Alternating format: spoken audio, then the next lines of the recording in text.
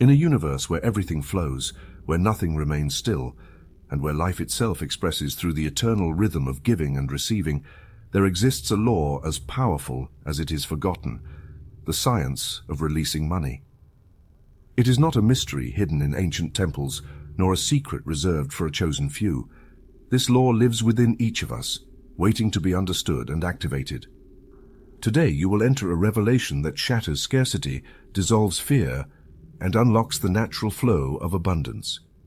Joseph Murphy, master of the mind's power and guide of great spiritual truths, teaches us that money is not meant to be held, it is meant to circulate. Because what is clung to becomes stagnant, but what is offered with wisdom returns multiplied. In the words ahead, you will discover how to release your mind from financial fear, how to transform your relationship with money, and how to become a magnet for prosperity through conscious circulation. This text will not only teach you how to attract wealth, but how to live in harmony with the divine law of abundance, a law that operates always, even when we are unaware of it. Prepare for an inner journey that will change the way you think, feel, and receive. Prepare to learn the science of letting go, and with it allow all good things to find their way to you. Money is not a master, it is a servant. It has no will, no intelligence, no power of its own. It is a form of obedient energy that follows the direction your thoughts give it. It does not govern, it obeys. It does not create, it reflects. Money is merely the shadow of an idea, the idea of value that your mind assigns to it. When you understand this truth, you will stop fearing it, idolizing it, or hoarding it, and you will begin to use it for what it truly is, an instrument of good. Most people fear spending. They may not admit it openly, but they feel it every time they hand over a sum, pause to pay a bill, or watch their balance decrease. Deep in the subconscious lies an ancient belief. Money is scarce, and if it leaves my hands, it will not return. This belief is a mental inheritance from times of hunger and deprivation, from generations that lived by the struggle to survive. It has become such a strong psychic imprint that even those surrounded by opportunity continue to repeat the ancestral fear of loss. Yet, whenever you spend with fear, you issue a silent command to your mind. There is not enough. And the subconscious, a faithful but literal servant, obeys without question. Then, it adjusts your experiences to that command, and delays, setbacks, and losses begin to appear, not because the world is hostile, but because you have planted the seed of scarcity in your own mental field. Money, like all energy, must circulate to live. If you hoard it out of fear, you stagnate it. If you use it with love, you multiply it. This is the law of divine circulation. What is given joyfully and with faith returns multiplied. Just as blood must flow freely to sustain the body, money must flow without fear to maintain the harmony of material life. Jesus expressed this in a formula as simple as it is exact.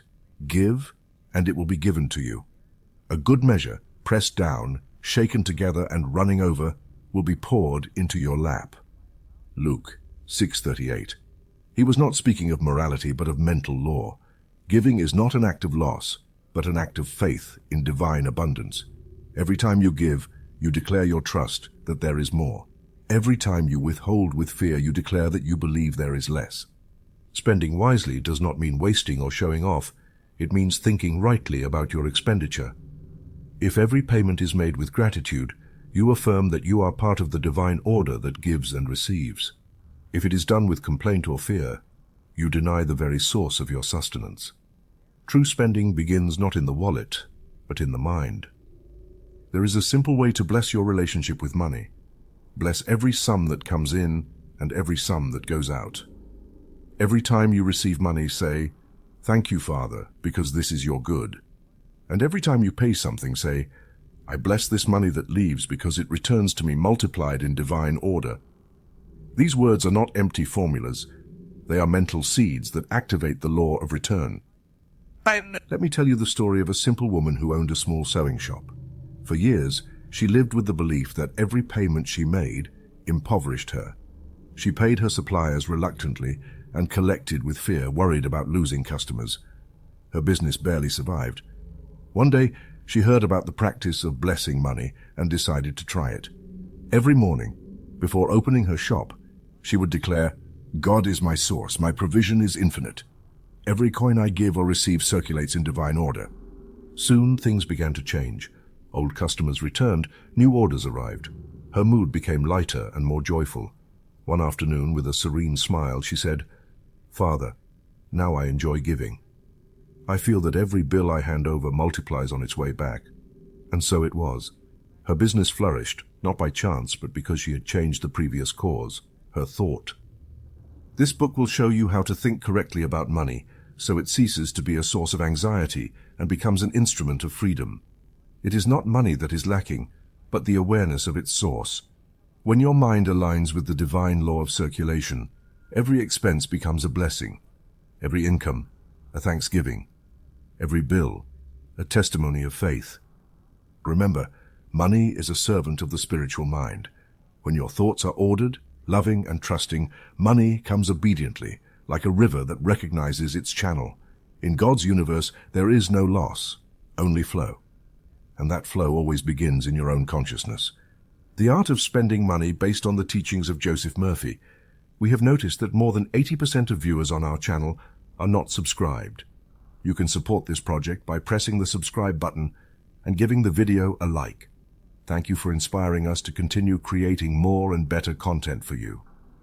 Before we continue, let me remind you that if you want to learn how to use the law of attraction to improve your life, I've created a completely free guide for you.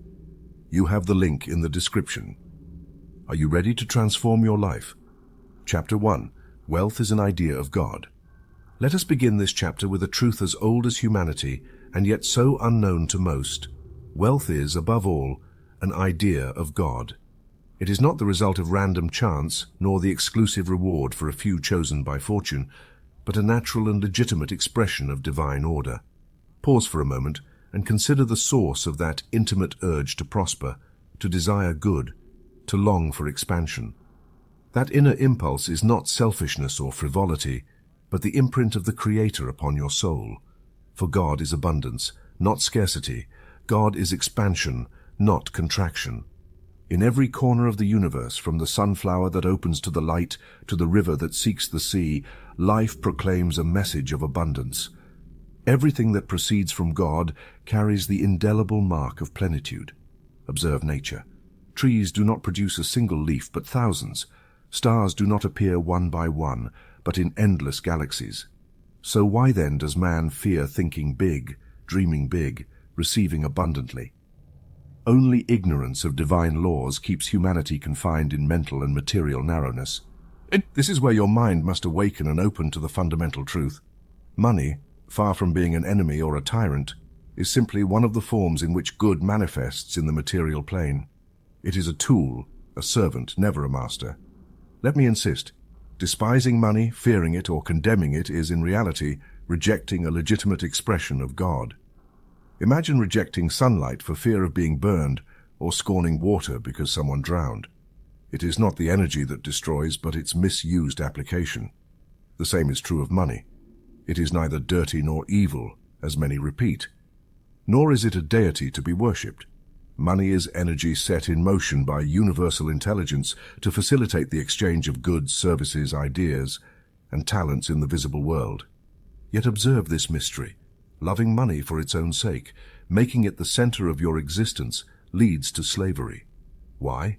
Because the mind, focusing exclusively on the symbol, loses sight of the reality it represents. A person who only thinks of amassing money without a noble purpose binds themselves to anxiety, greed, and the fear of losing what they have gained. They live like a prisoner, caressing the keys to their cell, but never stepping into the free world. By contrast, the one who loves the good that can be done with money, for themselves, for their family, for their neighbor, for society, lives in freedom. Money in their hands becomes fertile seed, a river irrigating fields, a torch lighting other torches. Recall the Master's words, "You cannot serve God and wealth." This statement does not prohibit the possession of wealth, but its worship. It is a call to recognize order. God is the source, money is the channel. Do not invert the roles. When the mind settles and affirms with conviction, the source of my provision is God. Money is only a channel. The gates of supply are opened. Fear dissolves, greed diminishes, and the circulation of good is restored. Let me illustrate this with a parable that holds a profound secret, the parable of the talents. A man, before leaving on a journey, entrusted his servants with various sums of money, 5 talents to one, 2 to another, and 1 to another, each according to their ability.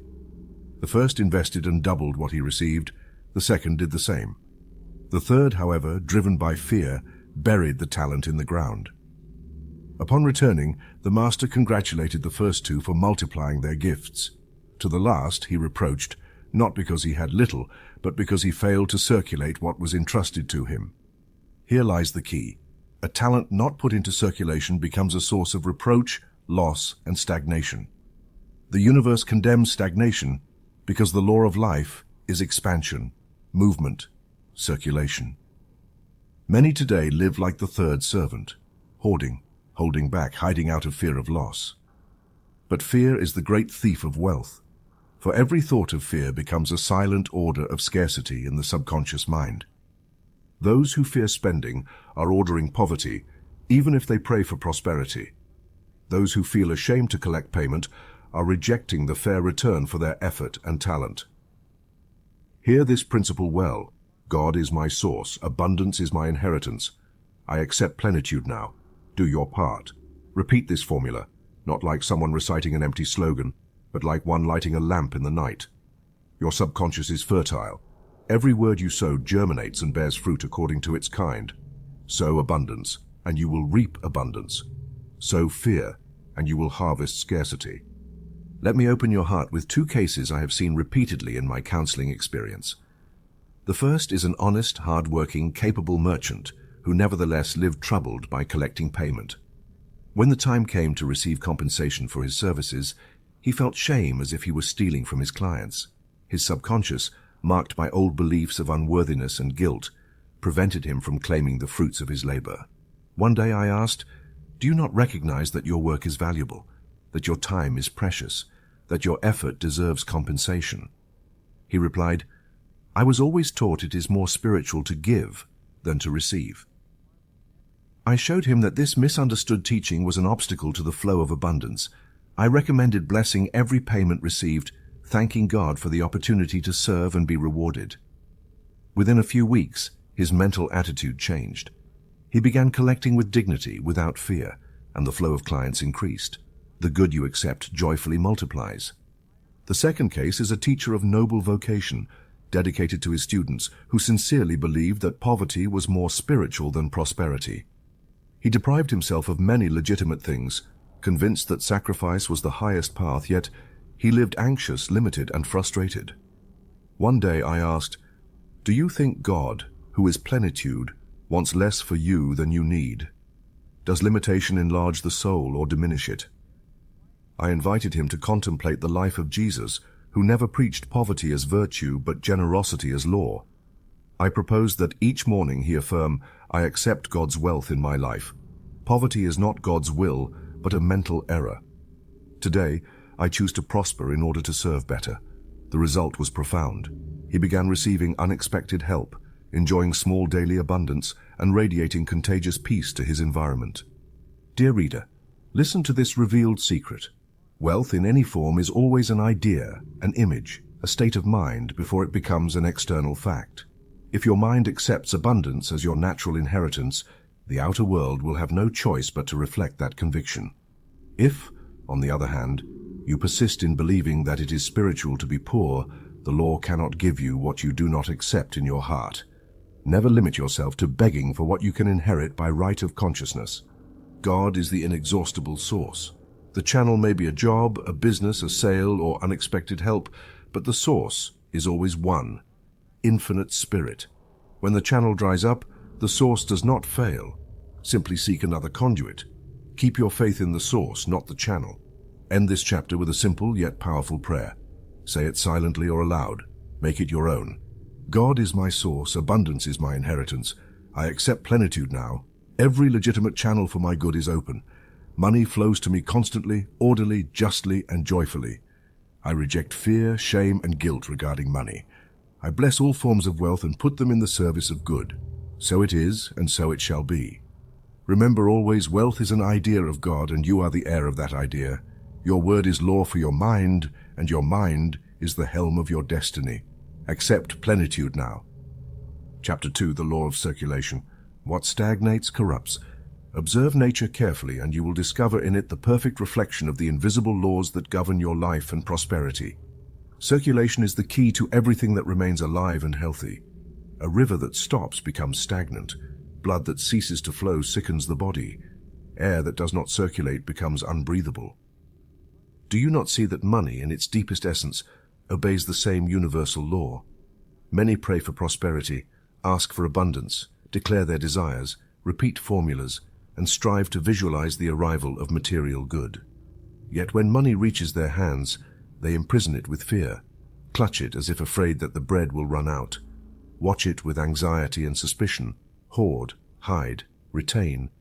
It does not circulate. And here lies the great revealed secret. This act of retention is a silent prayer of poverty, the dominant thought that hoards orders scarcity. The mind that fears losing remains empty-handed. Do you want to prosper? First, learn the law of circulation. Money is not a lifeless thing. It is energy set in motion by the universal mind. Think of a powerful river. If you try to stop it with your hands, all you achieve is losing it. But if you open channels, courses, and pathways of wise direction, the water fertilizes fields, quenches thirst, and gives life to entire cities. So it is with money. It flows to you from the universal mind. When it arrives, do not imprison it. Do not lock it under the key of fear, but direct it with intelligence, gratitude, and joy. This is where many stumble and fail to see results in their prayers. They ask for abundance, but act with a scarcity mindset. They desire to receive, yet hesitate to give. They feel satisfaction watching money accumulate, but at the same time a secret anxiety, a subterranean fear of losing what they have. They do not realize they are creating a dangerous dam. Money that does not circulate becomes a source of anxiety, tension, and physical and mental illness. Allow me to explain the essential difference between two opposing attitudes, squandering and circulating. Squandering is spending without awareness, without purpose, without respect for the good received. It is like pouring water into the sand, without direction or meaning. Those who squander lose, and ultimately feel guilt and emptiness. Circulating is very different. Circulating is spending with consciousness, with purpose, with gratitude. Circulating is putting money at the service of good, for yourself and others. Giving in order to receive is opening channels for the law to operate, a simple teaching yet often forgotten. Blood gives life because it circulates in the human body. When blood stagnates, disease, pain, and tissue death ensue. The same happens with money in your life. If you accumulate it without purpose, if you hoard it out of fear, if you retain it out of selfishness, you will soon feel joy disappear and anxiety grow. Money was not created to remain motionless, but to serve, nourish, connect, and multiply good in all directions. You need a more concrete example. Listen to the true story of a lawyer I met in my consultation. For years he kept a significant sum of money from an inheritance. He was not greedy, but deeply fearful. He kept the money in a separate account, checking it almost daily. He had trouble sleeping, thinking of losing it to a bad investment, an accident, or an unforeseen event. Worry wore him down. First insomnia, then gastritis, then generalized anxiety.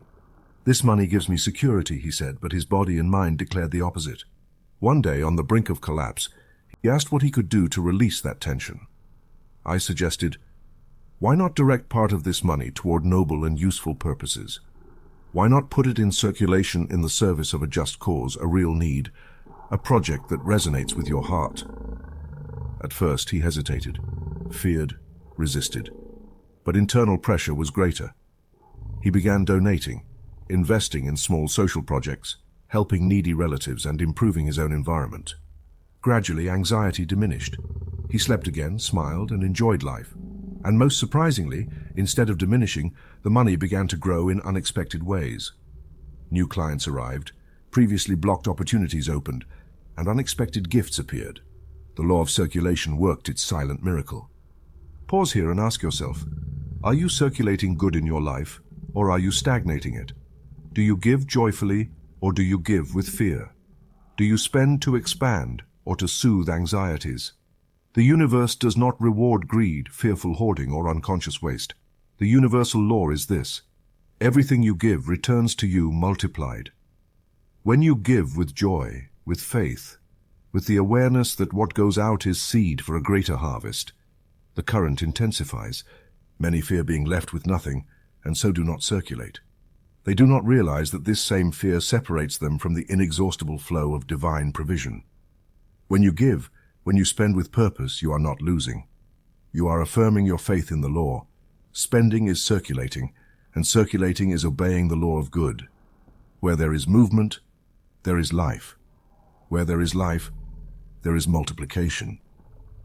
Do not fear investing in what builds you, elevates your consciousness, and produces good around you. Conscious spending is a silent prayer that says, I trust abundance. I believe in the inexhaustible flow. I actively participate in divine order. Fearful spending is a prayer that says, I believe in scarcity. I fear loss. I do not deserve plenitude. Every act of giving and spending carries a mental seed, and each seed will bear fruit according to its kind. Make this affirmation your daily formula. What I give joyfully returns to me multiplied. Do not repeat it out of superstition, but as recognition of a law as firm as gravity. It does not matter if you give a coin, a kind word, a silent favor, or a significant sum. Give with joy, and the law will take care of the rest. Always remember, what stagnates, corrupts, what circulates, multiplies. Money is a river of energy. Let it flow through you for your good and the good of all. In this way, you obey the law, and the law blesses you. Circulate good, and good will circulate back to you in always new and surprising ways. Do not retain, do not waste, direct the flow wisely, and you will never lack what you need. What I give joyfully returns to me multiplied. Do your part, live it, and prosperity will be the constant trace of your path. Chapter 3. Spending as an act of faith. We now arrive at a point that transforms the life of anyone who understands it. Spending is not losing. Spending is sowing. Every time you give money in exchange for a good or a service, you are doing far more than a visible transaction. In reality, you are making a silent affirmation before your subconscious mind and before the universe itself. The way you pay reveals, without words, which universe you believe in, one of scarcity or one of inexhaustible provision. Here lies the fundamental difference between those who live in lack and those who live in abundance. Pause and examine how you pay your bills. Do you do it with annoyance, with resentment, with fear that your provision will decrease? Or do you pay with gratitude, with joy, with the deep conviction that each payment is an act of faith in the universal abundance? This distinction sets the course for your future prosperity, because the subconscious hears not only your words, but also your attitude and emotion when giving. Hear this principle well. Pay with joy, and you will have sown joy in your future. Your thought is the seed, your feeling is the water, your word is the command. When you pay grumbling, the hidden message you send to your mind is, they are taking from me, I am being robbed. Every payment impoverishes me. And the subconscious, obedient and literal, takes this order and multiplies experiences of loss, struggle and difficulty. But when you pay blessing, affirming that you can give, that you can contribute, that you are in a position to provide and circulate good, you declare, I am able to give because I live in a universe of divine supply. There is always more from where this came. God is my source, not my salary, my business, or the client in front of me today. Your mind records this truth, and the flow of good increases almost mysteriously in your daily experience. Some believe that blessing the creditor, the merchant, the state, or any institution that receives their money is a form of submission, a sign of weakness. It is not. This is not civility, but an act of spiritual power. By blessing the recipient, you acknowledge that God is the one who supplies all, yourself, others, the entire world. Instead of sowing resentment, you sow faith and affirm the abundance of supply. Consider the Master's teaching in Matthew 5:25. Agree with your adversary quickly while you are on the way with him. Notice the wisdom behind this advice. When debts remain unresolved, the quality of your thoughts about them establishes the duration and weight of the bond. Debts held with resentment maintain an invisible thread of discord anxiety, and repeated experience.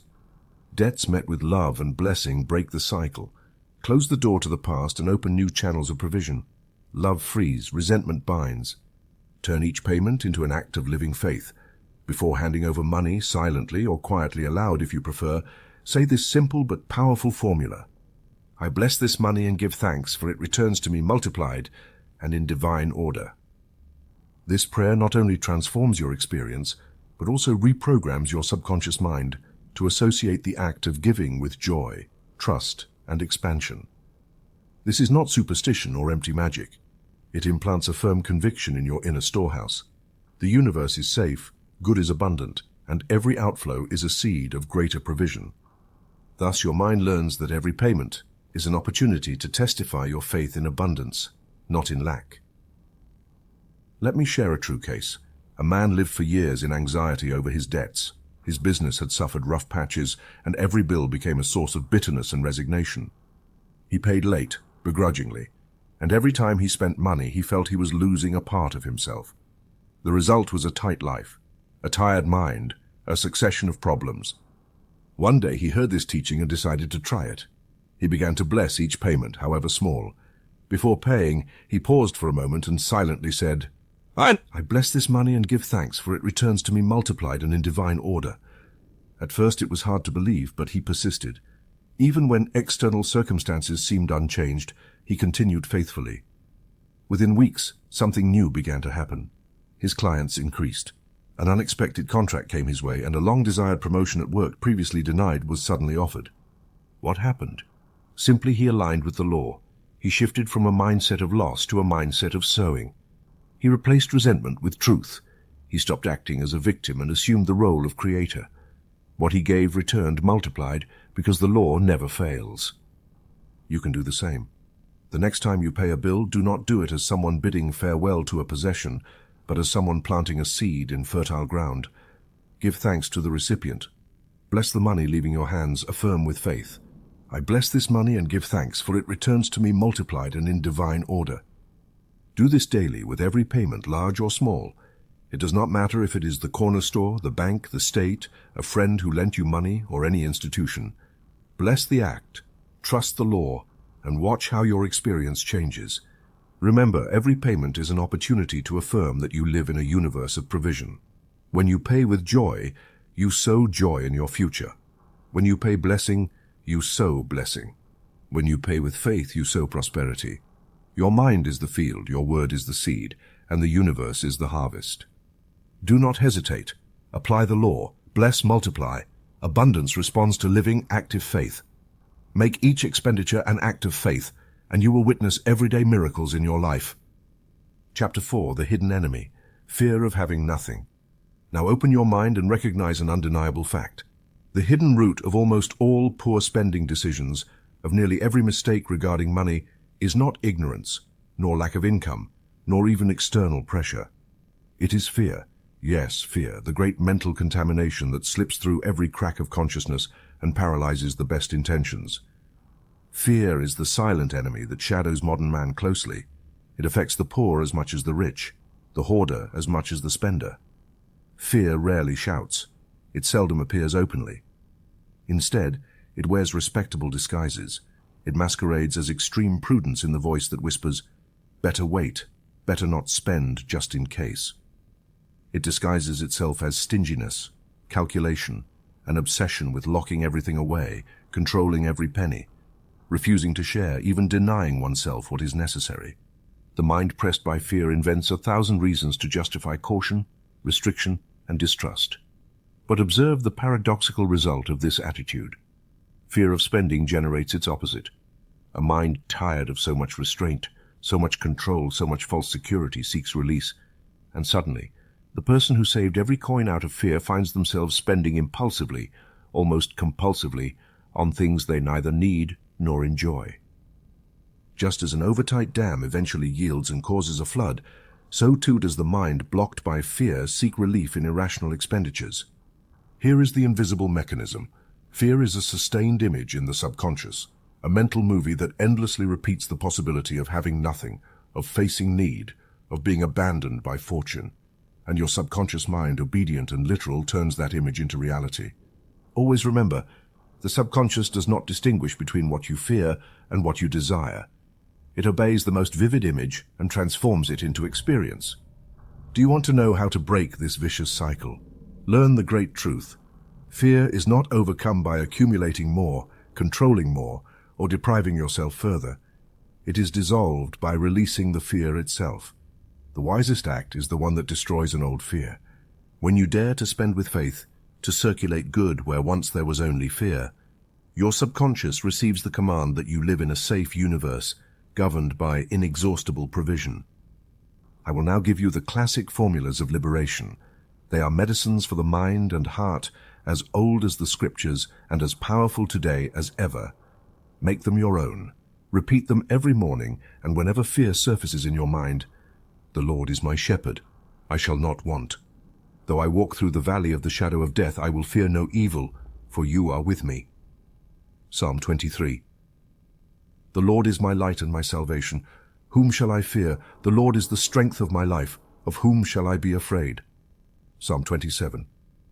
Add this clear affirmation directed to your subconscious. God is my eternal provision. Nothing can be lacking to me.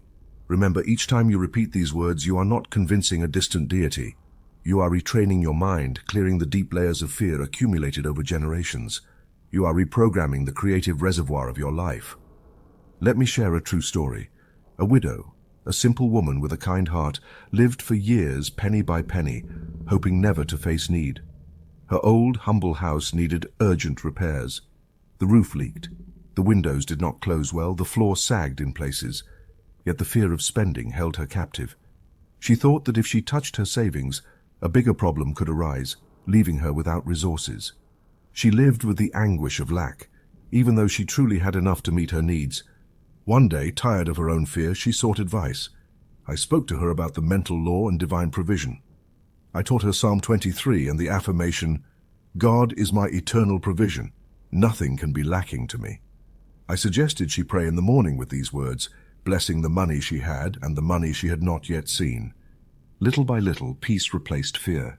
Finally, one day, she decided to invest part of her savings to repair her house. As she paid the workers, she blessed the money leaving her hands, giving thanks for the opportunity to improve her home. On the same day the repairs were completed, she received a letter from a lawyer. An old inheritance, blocked for years due to paperwork, had been released. The sum was far greater than expected. She called me, laughing and crying, saying, "Now I understand, Doctor, that fear held me captive, and only by letting it go could good come."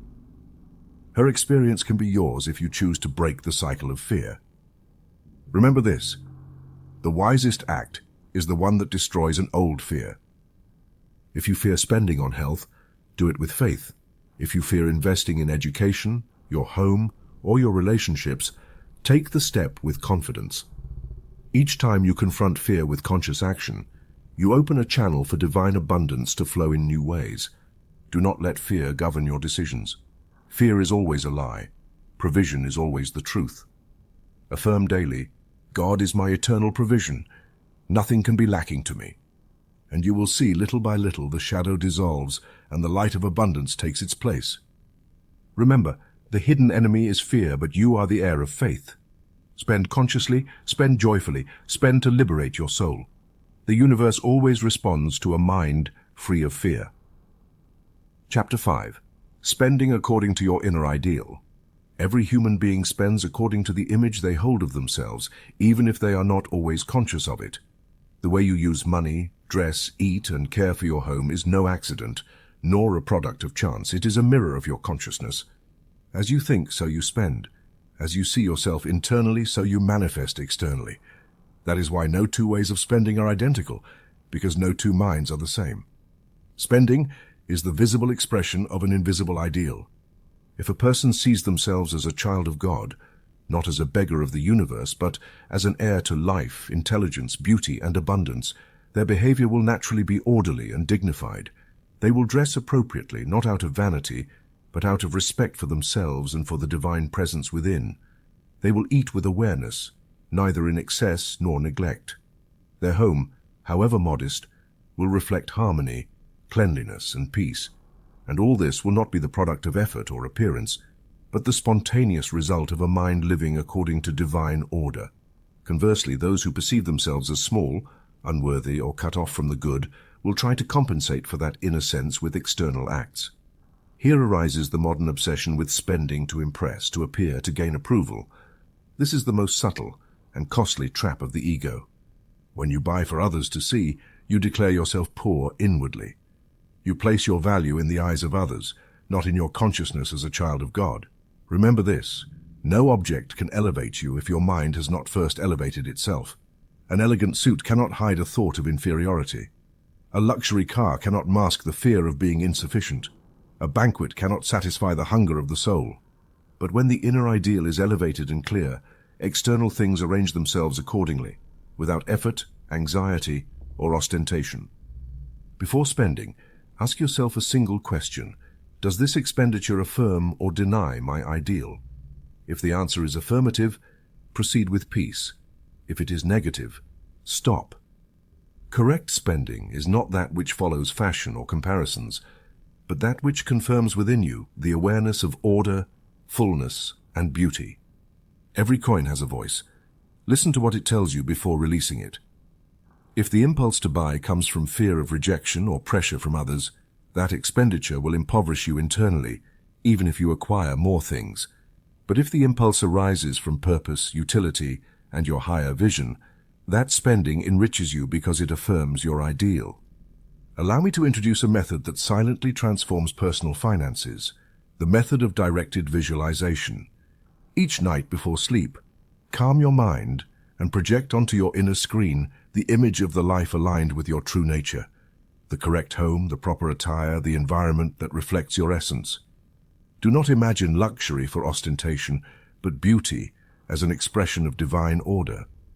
Visualize living in peace, how your possessions serve you rather than dominate you, and how money moves wisely toward everything that contributes to your growth.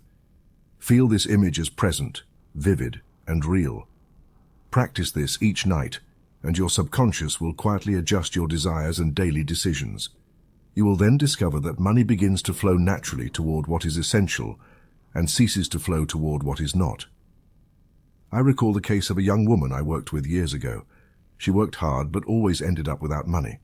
When we reviewed her spending, we discovered she bought unnecessary adornments, perfumes, and trivial objects that accumulated without use. Yet she lacked a good winter coat, and her overall appearance was neglected. She spent on small things to feel valuable, because deep down, she felt insufficient. I taught her to construct a new self-image, to see herself as a worthy child of God, valuable without unnecessary adornments. I asked her to ask before each purchase, does this expenditure affirm my ideal? She also began practicing directed visualization, seeing herself serene, well-dressed, cared for, and confident. Within weeks, her behavior changed. She stopped impulsive spending, bought a quality coat, organized her home, and her financial life began to flourish. "Now I know," she said. "I don't need to fill emptiness with things, but with correct ideas." When you order your mind, your spending becomes ordered. When you recognize your value, money becomes a useful servant, not a harsh judge. Financial disorder is always a reflection of inner disorder. Do not try to balance your accounts without balancing your consciousness. Begin with your ideal. See yourself as a being of value, harmony, and divine intelligence. Feel that each decision you make reflects that order. Then everything external will align with the internal. Remember, spending according to your inner ideal is not deprivation, it is precision. It is not about spending less, but about spending better. It is not about denying yourself, but affirming who you truly are.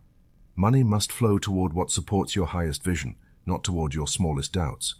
Close this chapter with a simple mental formula that summarizes this teaching.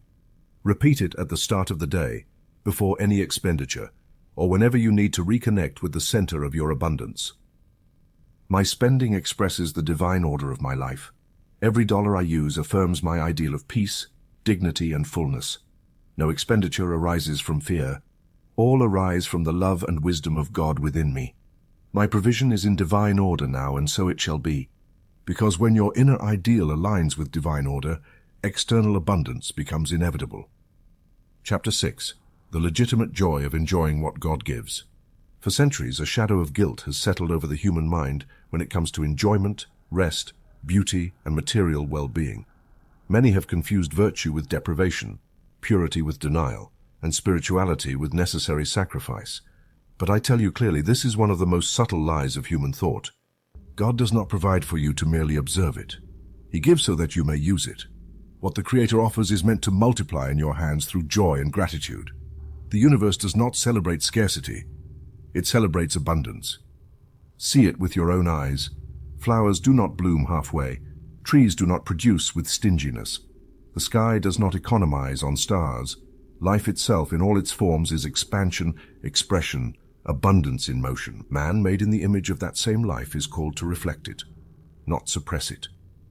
Systematically denying yourself every gesture of beauty, rest, or recreation out of fear of money is as disordered as wasting it without purpose. Lack of joy is not virtue, it is a disguised form of disbelief. I have known many men and women who, driven by a misinterpreted religiosity, lived austerely to the point of hardness. They believed that enjoying good things was sinful, that taking pleasure in a good meal or a beautiful garment offended the Creator. But that idea comes from a mistaken concept of God. The true God is life, beauty, harmony, and abundance. He did not give you eyes to close to beauty, nor ears to ignore music, nor a body to punish with unnecessary deprivation. Everything that exists was made to be used wisely, enjoyed with love, and shared with gratitude. Listen to the wisdom in Ecclesiastes 3:13, that every man may eat and drink and enjoy the good of all his labor. It is the gift of God. Do you understand? It does not say fear it, refuse it, or look at it from afar. It says, enjoy the good. Joy, when legitimate, when it springs from recognition of the divine life within you, is a form of prayer. Gratitude and enjoyment are the two wings with which the soul ascends to its Creator. Do not confuse austerity with spirituality. Excessive deprivation produces bitterness, resentment, and a sense of lack, just as excessive indulgence produces emptiness. The correct path is divine balance, using the good things of life with wisdom, without fear, and without abuse. Denying yourself beauty out of fear of spending is a form of ingratitude. What good is a garden if you never look at the flowers? What good is a home if you do not allow yourself rest? What good is money if it does not fulfill its purpose of blessing, bringing joy and sustaining life? Rest, good food, dignified clothing, edifying books, and enriching experiences are not unnecessary luxuries. They are investments in your consciousness. Each of these acts increases your mind's capacity to receive more. A rested mind thinks better, a nourished body feels better, and an inspired spirit creates better. Denying yourself these gifts under the excuse of fear of money sabotages the law of abundance. God gives so that you may use, not hide. Let me illustrate this with a true case. I knew a diligent, tireless printer who for years denied himself all rest. His business prospered at first, but gradually it stagnated. He attributed this to competition, the economy, or bad timing. In reality, the block was within him. He lived with the belief that taking vacations was wasteful, that a day of rest was a betrayal of duty. As a result, his mind became rigid, repetitive, with no space for new ideas. The law of circulation had stopped in his own consciousness. One day, exhausted and discouraged, he came to seek advice. I said, "You have believed that your work is your source, not God. You have made effort into an idol. Resting is not losing, it is trusting." I invited him to take a simple vacation a few days near the sea without phone or papers, just for silence and contemplation. At first he resisted, as all who confuse merit with fatigue do, but he eventually accepted. During that trip, while walking along the shore, a new clear idea came to his mind. A more efficient printing method, a design that improved his service and reduced costs. Upon returning, he implemented the idea, and within weeks his business was renewed. New clients came, along with a peace he had not felt in years. This renewal was not the product of idleness, but of balance. When he allowed himself to enjoy what God gave him, the channel of inspiration opened, and that same channel brings prosperity. Abundance does not come to an exhausted mind nor a guilty consciousness, but to the one that knows how to be grateful and receive. Learn from this example. Rest, joy, and beauty are not luxuries. They are forms of communion with life. Do not fear pleasure when it comes from divine order. Do not fear rest when it follows duty fulfilled. Do not fear well-being when used wisely. Every legitimate joy multiplies the good. Make this affirmation your daily prayer. I now accept the good that God sends me and enjoy it without guilt. Say it with an open heart. Say it when you rise, when you eat, when you walk, when you behold something beautiful. Say it when you receive payment, when you buy something useful, when you take a deserved rest. Every time you repeat this prayer, you re-educate your mind to accept good without fear, to enjoy without guilt, and to live without tension. Remember, refusing the good is a way of denying God. Accepting the good with joy affirms His presence within you. False austerity dims the light of the soul. Gratitude ignites it. Do not fear enjoyment. God did not bring you into this world to merely endure life, but to live it fully. Use what you have with love, enjoy it with wisdom, and the universe will provide more for you to enjoy. Because joy itself is a form of prayer, and one who prays with joy never ceases to receive. Chapter 7. Give first, then ask. There exists a silent, immutable, and exact law that governs the flow of good in the universe. Everything you give returns to you multiplied. There is no exception. This is the golden key that separates living prosperity from sterile stagnation. Yet most people ignore it or invert it. They want to receive before giving, to harvest before sowing, to fill their hands without opening them first. But nature teaches the principle differently. Sowing precedes the harvest, and giving precedes receiving. The art of spending and the art of giving are one and the same, for both obey the law of divine circulation. When you spend wisely, you set good in motion. When you give consciously, you open new channels for that good to return to you multiplied. Therefore, every time you give something, a coin, a word, a smile, a prayer, you are activating the invisible currents of universal abundance. I have repeated this many times, and I repeat it now. What you want, first do it for another. If you desire joy, bring joy to someone else. If you long for prosperity, bless another through your generosity. If you seek understanding, be the first to understand, for every mental or material action toward another is a seed that inevitably returns to its sower. There are no prayers more powerful than actions inspired by love, yet I have seen with sadness that many do not prosper because they never give, and when they do, they give what is left over, not what honors them. They give as one sheds something useless, not as one shares a living good, and that attitude, far from attracting abundance, blocks it. The universe does not respond to stinginess, it responds to a heart that gives with joy. The secret is not in quantity, but in the quality of intention. You can give 1 coin or 1,000, but if you do so with faith, joy, and gratitude, you're moving invisible forces more powerful than any sum.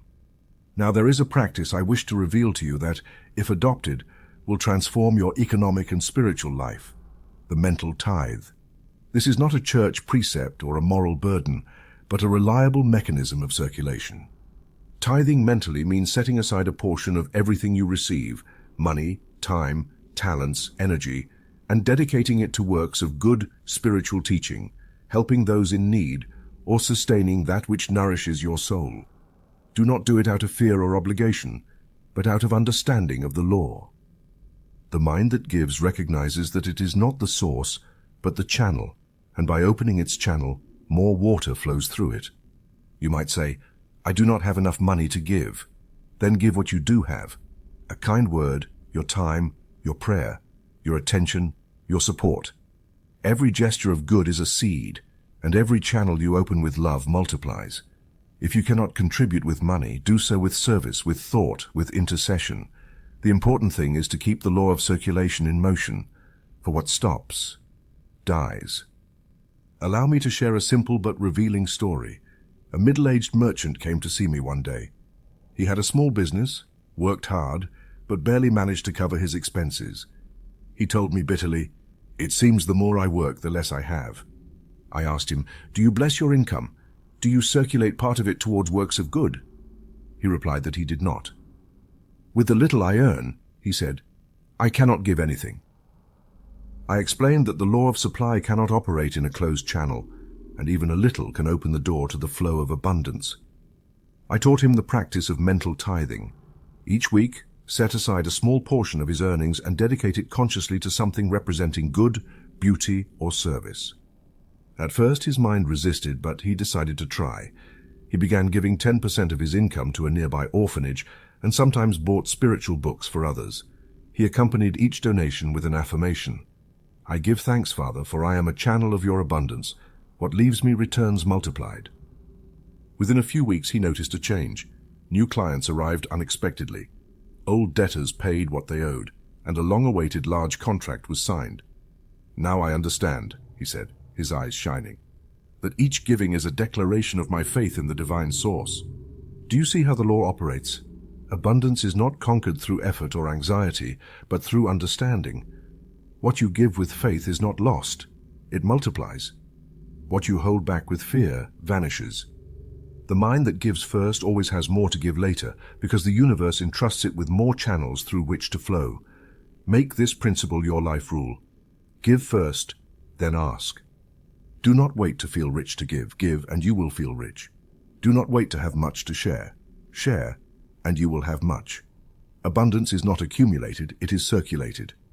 Each morning, as you begin your day, dedicate a thought or an action to the expansion of good in another. If you have no money, pray for someone's prosperity. If you have no time, offer a word of encouragement. If you have no strength, silently bless all who prosper and say, "What I desire for them, I accept for myself as well." No one can become poor by giving from love. Only the ego believes that giving is losing. The soul knows that in giving, it multiplies. Close your eyes for a moment and repeat this offering prayer that opens the channel of infinite abundance. I give thanks, Father, for I am a channel of your abundance. What leaves me returns multiplied. I bless every gift I give, knowing it comes from you and returns to me as peace, provision, and joy. I am an instrument of universal good, and in me the law of giving and receiving is fulfilled now. Remember, giving first and then asking is not just a practice, it is an attitude of the soul. Those who give with faith become masters of all good because they consciously participate in the movement of divine love. And thus money ceases to be an end and becomes what it always was, a living current of service, blessing, and freedom. Chapter 8. Divine Order in Material Obligations. Prosperity, like all manifestations of good, loves order. Divine abundance cannot move amid chaos, confusion, or neglect. Where there is mental disorder, there is obstruction. Where there is clarity and method, supply flows with ease. The law of the mind works best where there is order, for order is the visible form of divine intelligence. Therefore, if you wish your finances to prosper, begin by establishing divine order in your material obligations. Many pray for prosperity while their bills pile up, their commitments stretch out, and their workspace is covered with unattended invoices. They do not understand that the subconscious mind takes that disorder as instruction, a living image to reproduce in reality. The mind says, "This person does not manage what they have well, they are not ready to receive more." And so the flow stops, not as punishment, but through mental correspondence. Life does not entrust its abundance to a confused mind. God does not bless mental disorder. He cannot, because disorder contradicts his nature. Everything in the universe, from the orbit of the planets to the smallest cell, obeys perfect order. Nothing is early, nothing is late, nothing is forgotten. Order is a form of love. It is the language of trust. When a person pays their bills in the order they were incurred, when they honor commitments calmly and without delay, they are sending a powerful message to the subconscious. I am trustworthy. I know how to manage the good I receive, and the subconscious responds by multiplying opportunities, clients, ideas, and resources, because its law is to reflect your dominant feeling. Paying on time with serenity is not a burden. It is an act of faith. It affirms that your provision comes from an inexhaustible source, and therefore you will always have enough to meet your duties. Every bill paid with gratitude is a silent affirmation of abundance. In contrast, every forgotten debt, every postponed payment, every evasion is an unconscious declaration of fear or guilt. If you have multiple obligations, do not torment yourself or flee from them. Instead, take a sheet of paper and write them down, one by one. Arrange them in the order they were incurred. Look at them without fear. To each direct a blessing. Mentally say, I bless you. You are fully paid by the divine abundance that flows in me and through me. By doing this, you are not lying or forcing reality. You are planting in your mind the image of perfect order and solvency. That image, repeated with faith, will become experience. If any debt worries you, do not feed it with thoughts of anguish. Such mental energy only prolongs it. Instead, cover it mentally with light and say, "Paid in full by divine abundance." Repeat this until you feel peace. When peace arrives, the solution begins to move. Remember, the mind is the workshop where visible results are crafted. Let me illustrate this principle with a real example. I once met a talented, hard-working doctor who lived under constant financial pressure. He had debts with several suppliers of medications and equipment, and every month he had to juggle to keep his practice open. When I asked why he did not organize his accounts, he replied, "I don't have time for that. When money comes in, I pay what I can and leave the rest pending." I explained that this very mental attitude, disorganization and neglect, was the cause of his difficulty. The mind cannot prosper while sitting in debt. I advised him to do something very simple: write down all his debts, bless each one, and pay them in the exact order they were incurred. I also asked him to affirm each morning with faith, "There is divine order in my finances. Each bill is paid in time and form, without effort or worry." At first he doubted, but he began to apply the method. He organized his papers, spoke calmly with his creditors, explained his payment plans, and began settling each bill with a small prayer of gratitude. Within a few weeks, he wrote to me amazed. Old patients he had not seen in years began returning to his practice. Some recommended him to new families, and his workflow increased naturally. "I don't know how it happened," he said, "but it all began when I put my accounts in order." What he called coincidence was nothing but the direct action of the mental law. The subconscious mind had received a new message: order, trust, solvency, and the universe responded in kind. You cannot build prosperity on the foundation of confusion. Outer order reflects inner order and vice versa. If your accounts are disordered, start today. Do not wait to feel ready. Take a paper, write, pray, bless. Give thanks for each commitment, for each one represents an opportunity for exchange, service, and circulation. Mentally declare with spiritual authority, "Paid in full by divine abundance." When you act this way, your mind stops seeing debts as threats and recognizes them as transactions already resolved on the spiritual plane. This conviction opens the doors to material solutions. You are not alone in the process. The infinite mind that orders the cosmos will also organize your finances if you collaborate with it. Remember, improper credit, delay, and evasion are forms of denial. Fulfillment, order, and clarity are forms of faith. Paying on time is a silent prayer that says, "I trust in the perfect flow of life." Make this affirmation your own and repeat it daily until it engraves itself in your subconscious, until your relationship with money is filled with peace. There is divine order in my finances. Each bill is paid in time and form without effort or worry. God is my source, and all that I owe is resolved in His perfect abundance. When order governs your thoughts, abundance governs your life. For order is not cold discipline, but active harmony, and in harmony, God delights to dwell. Chapter 9. Spend to grow, not to diminish. Every mental or material action has a hidden purpose. It either expands you or contracts you. It either draws you closer to the consciousness of abundance or plunges you into the sense of lack. Money, being energy directed by the mind, obeys the same law exactly. There are expenditures that diminish the soul and expenditures that elevate it. The difference is not in the amount, but in the intention. It is not the sum that determines the outcome, but the inner motive that drives it. An expenditure that diminishes arises from resentment, competition, envy, or vainglory. It is money spent in response to the ego, not the spirit. It is spending done to prove something, to impress, or to soothe insecurity. Afterwards, you may notice a subtle emptiness, a faint sense of loss or guilt. The soul feels poorer, even if the bank balance remains unchanged. This is the unmistakable sign that you have sown on barren soil. By contrast, an expenditure that expands arises from love, joy, and the desire to grow. It is money spent with noble purpose, improving health, educating the mind, ennobling the home, supporting spiritual teaching, or simply beautifying life. Afterwards, the soul feels richer, fuller, more luminous. That feeling is the proof that you have planted in good soil. Here lies one of the subtlest laws of prosperity. Observe how you feel after spending. That feeling reveals the seed you have sown. If you feel impoverished, you planted scarcity. If you feel expanded, you planted abundance. Your emotion is the spiritual thermometer of your actions. I have known people who spend fortunes on things they do not need, driven by the desire to compete, impress, or fill emptiness. They buy to prove their value to others, only to feel hollow because the motivation was a mirage.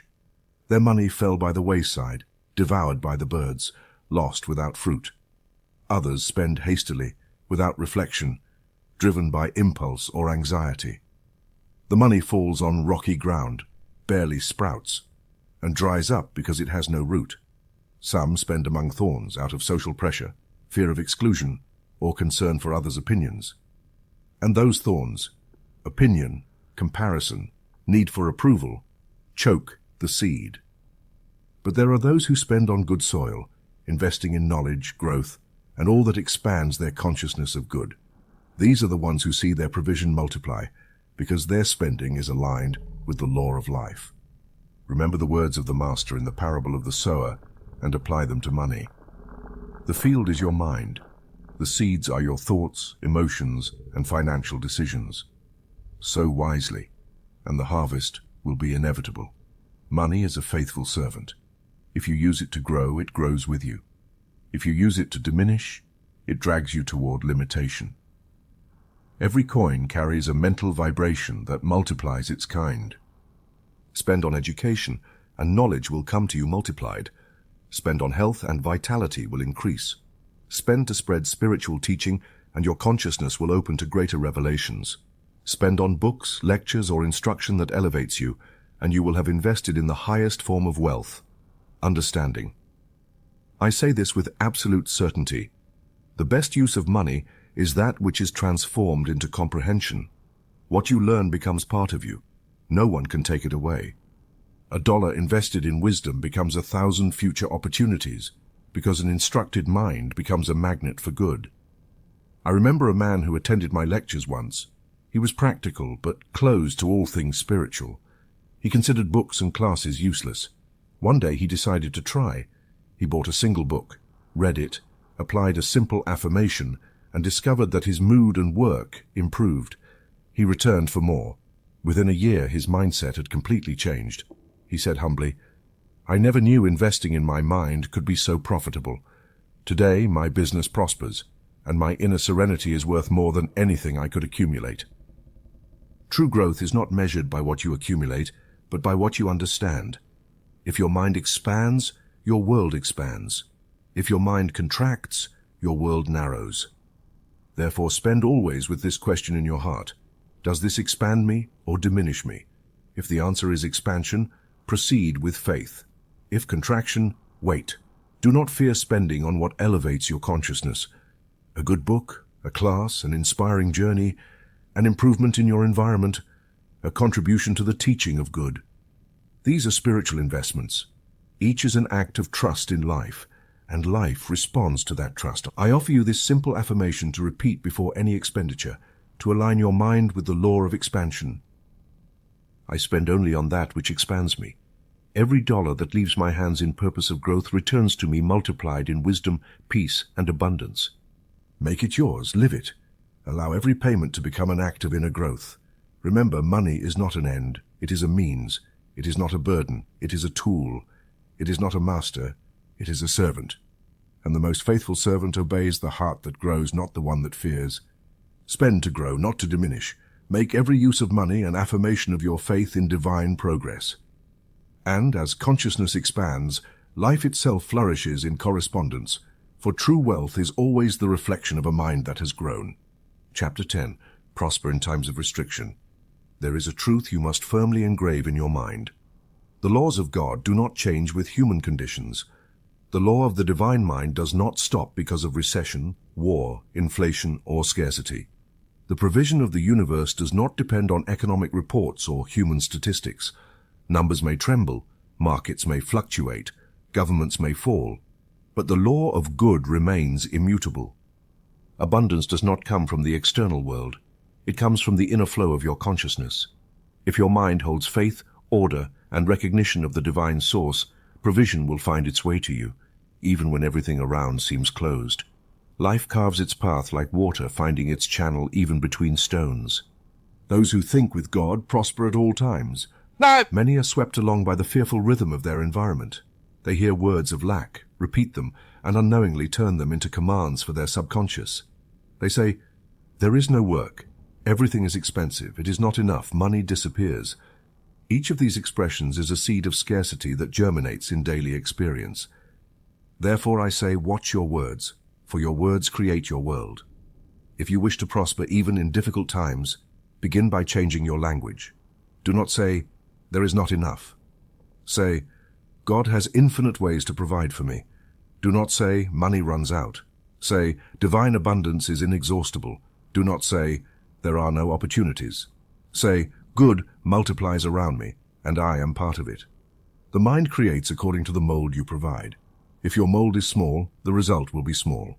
If your mold is large and trusting, provision will be generous. In times of restriction, the person who maintains intact faith becomes a beacon. Their calm and wisdom elevate them above the general confusion. Let me share a simple yet profound story. During an economic crisis, a family that had followed my teachings came to see me. The father had lost part of his salary, prices were rising, and worry had settled in the household. Yet they decided to test the law of the mind. Instead of joining the chorus of complaints, each morning they began with a prayer of gratitude. When paying bills, they repeated, "I bless this money, for it returns to us multiplied. We live in divine abundance." They did not allow themselves to speak words of lack, neither inside nor outside the home. When a child said, "We have nothing," the mother gently corrected him, "In God, all is provided, my child." They continued blessing each payment, each meal, each purchase, as if they were the most prosperous family in the neighborhood. Soon an unexpected opportunity arose. The father was invited to collaborate on an additional weekend project, and the income exceeded what had been lost. The children received scholarships, and the whole family experienced a period of serene abundance. They wrote to me saying, "We discovered that the crisis was not outside, but in the mind. When we overcame it internally, the world changed." This is the eternal lesson. The environment obeys consciousness. Man does not prosper because the world improves. The world improves because man prospers within. In times of restriction, practice what I call the method of mental excellence. It is very simple. Each day, for a few minutes, withdraw your attention from the news, fearful conversations, and negative remarks. Enter into silence and visualize yourself living in peace, abundant, secure, and blessed. No matter what others say, your inner world is your true reality. See yourself paying bills with ease, buying what is necessary without worry, enjoying all that God gives. Feel the satisfaction of fulfilled abundance. This practice raises your mental vibration above the level of collective crisis, and in doing so, you begin to attract ideas, people, and opportunities that others do not perceive. Remember Psalm 91, the great affirmation of protection and provision. He who dwells in the shelter of the Most High will rest in the shadow of the Almighty. I will say to the Lord, "You are my refuge and my fortress, my God, in whom I trust." You will not fear the terror of night, nor the arrow that flies by day, nor the pestilence that stalks in darkness, nor the destruction that wastes at noonday. 1,000 may fall at your side, 10,000 at your right hand, but it will not come near you. These words are an invisible shield for your finances and your peace. Read them each morning until faith replaces fear, and declare with spiritual authority, "In the mind of God, there is no crisis." Repeat it when you hear bad news, when someone speaks of scarcity, when fear tempts you. Say it firmly, "In the mind of God, there is no crisis, for there is no lack, no loss, no failure. There is order, abundance, and infinite continuity." And remember, you cannot control the conditions of the world, but you can govern your consciousness. If you remain in faith, the mental law will turn every apparent obstacle into an open door. In difficult times, those who think with God become sources of provision for others. Make it your daily practice. Bless your resources, maintain calm, avoid negative words, and hold the image of perfect abundance.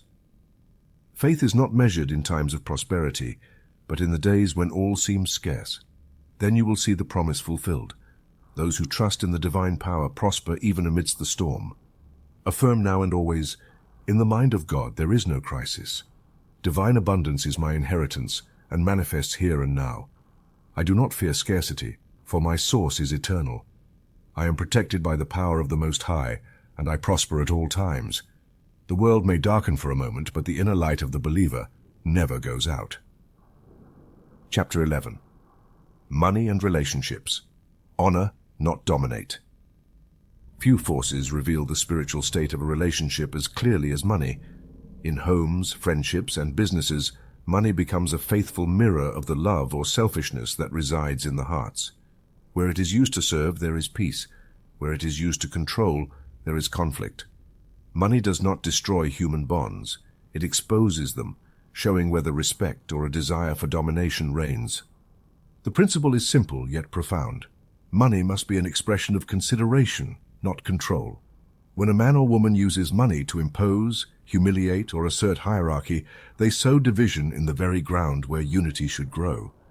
Money is a form of divine energy, and like all energy, it withdraws from where it is used selfishly or resentfully. Spending on the home with love, on children with purpose, on a spouse with respect, on parents with gratitude, generates an atmosphere where money desires to remain. For money, like all living forces, is drawn to harmony. It cannot stay where there is criticism, suspicion, or harshness. It is attracted to peace, shared joy, and the feeling of unity. I've seen many households with sufficient income but poor in happiness, not because of lack of money, but because of how they speak about it. In some homes, every expenditure becomes a battlefield. Every purchase a suspicion, every bill a reproach. Criticism, accusation, comparison. Then everyone wonders why the money does not last. But the spiritual truth is this. Constant criticism of spending repels provision, because criticism arises from fear, and fear blocks the flow of good. Money loves harmony just as the body loves health. It cannot multiply in an environment of discord. In contrast, when money circulates in a home where respect reigns, where decisions are made with prayer and understanding, where spending is an expression of love, abundance increases naturally. I always advise couples to pray together before making important financial decisions. Joint prayer dissolves pride and unifies purpose. It is not about asking for miracles, but about jointly acknowledging the source.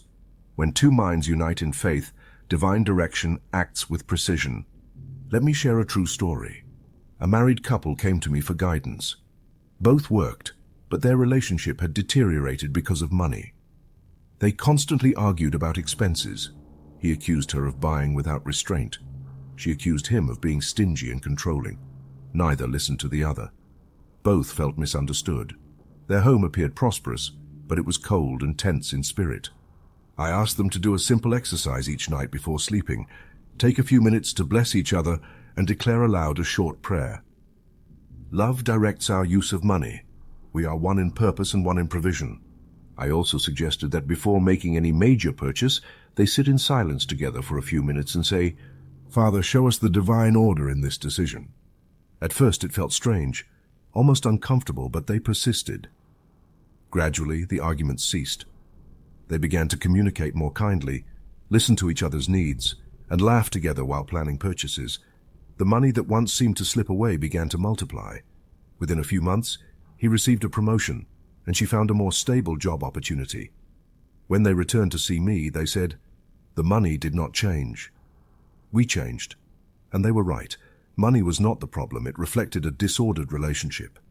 When love replaced fear and control, provision began to flow again. Remember, money must unite, not divide. In a home where money is blessed, each coin has purpose, and each expense becomes a prayer. There is no room for guilt or criticism, because the purpose is shared. It does not matter who earns more or who manages the finances.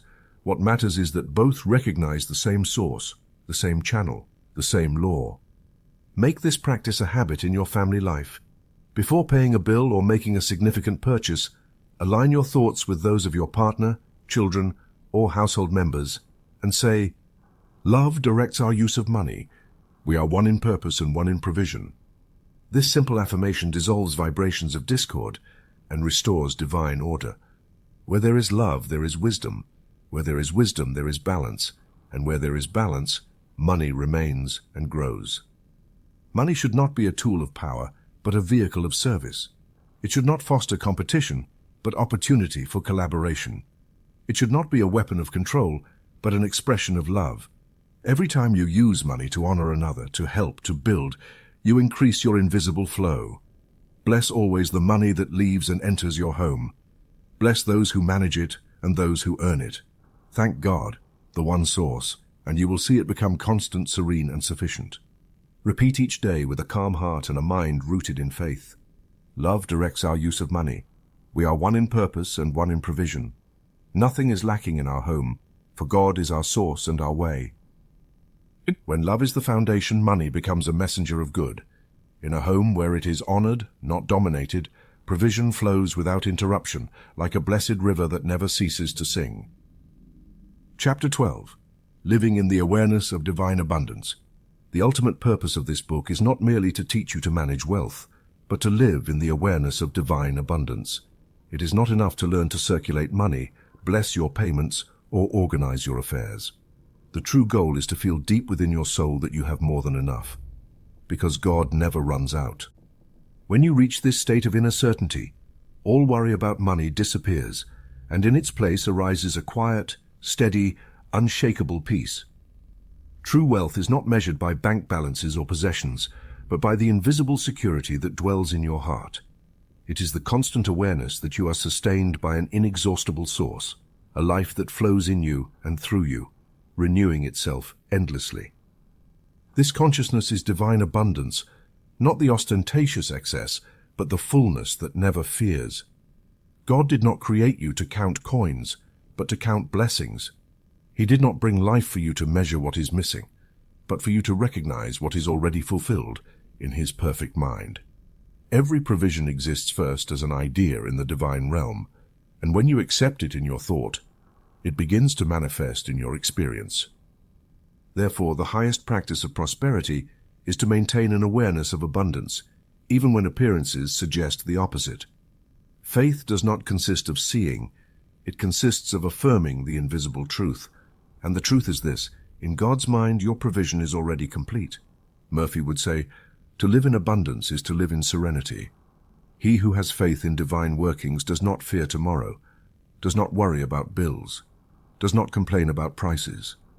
He lives confidently, knowing that supply flows in perfect order because the source never runs dry. I will now teach you a series of daily exercises to cultivate this awareness. Practice them consistently, but without rigidity. These simple acts retrain your mind to recognize abundance as your natural state. Upon awakening, before opening your eyes fully, silently say, "Today I bless everything I must pay and everything I will receive. My day is filled with divine provision." Feel an invisible current of well-being flowing toward you from all directions. Upon receiving money, a payment, or a blessing, pause for a moment and say, "Thank you, my God, for being the source of this provision. This money is a channel of your love." In doing so, you transform a material act into a spiritual sacrament. Upon spending, do so with joy, not haste or guilt. Say inwardly, "I spend with joy, for I give and receive in divine abundance." Feel that every bill or coin leaving your hand is a living seed that will yield a new harvest. Before sleeping, close your eyes and visualize the next day already fulfilled. See yourself handling your affairs with ease, paying every obligation in order, and receiving more than you expected. Give thanks before sleeping, for on the divine plane all is already resolved. This simple habit keeps your mind aligned with the flow of abundance and opens your subconscious to the infinite ways provision can manifest. As Scripture declares with majestic simplicity in Philippians 4:19, "My God shall supply all your need according to His riches in glory." Notice, it does not say some needs or if conditions are favorable. It says all your needs. This promise is a law of the mind. When you accept it without reservation, your life begins to reflect it. I have seen people transform their existence through this truth alone. A woman burdened by debts began repeating daily, "My God supplies all that I lack according to His riches in glory." At first mechanically, then with conviction. In less than a month, new income arrived in ways she could never have imagined. The law does not fail. Thought sustained in faith produces results. To seal this teaching, I offer a final prosperity practice. Read it aloud for 21 consecutive days. Do not do it as a plea, but as an affirmation of certainty. Each word is a seed falling into the fertile ground of your subconscious. Prosperity practice. God is my eternal, inexhaustible, immediate source. His wealth flows to me in money, ideas, opportunities, and joy. I now accept divine abundance. I have more than enough time, more than enough peace, more than enough provision. Every expense I make is a seed that multiplies in good. I fear no future, for my provision is already fulfilled in the present. Each day I receive more because each day I give more. My mind is a clean channel through which God's abundance flows. I bless everything I have and everything I give, knowing that nothing is lost in divine order. Money comes to me by visible and invisible paths, in perfect justice and perfect joy. I am a child of the infinite, and my inheritance is fullness. I declare that right now my life is filled with good, and the entire universe conspires in my favor. Thank you, Father, for it is already done. Read it slowly, feeling each word as true. By the end of 21 days, something within you will have shifted. You will no longer ask. You will know. And that inner knowing, the certainty that good belongs to you and cannot be exhausted, is true wealth. Always remember, living in the awareness of divine abundance is not about accumulating. It is about trusting. It is not about having more things. It is about having more faith. And once established, that faith turns every day into a celebration. For the person who knows that God never runs out, peace prevails even when the world trembles. That is the supreme state of prosperity, inner peace born from the certainty of eternal abundance.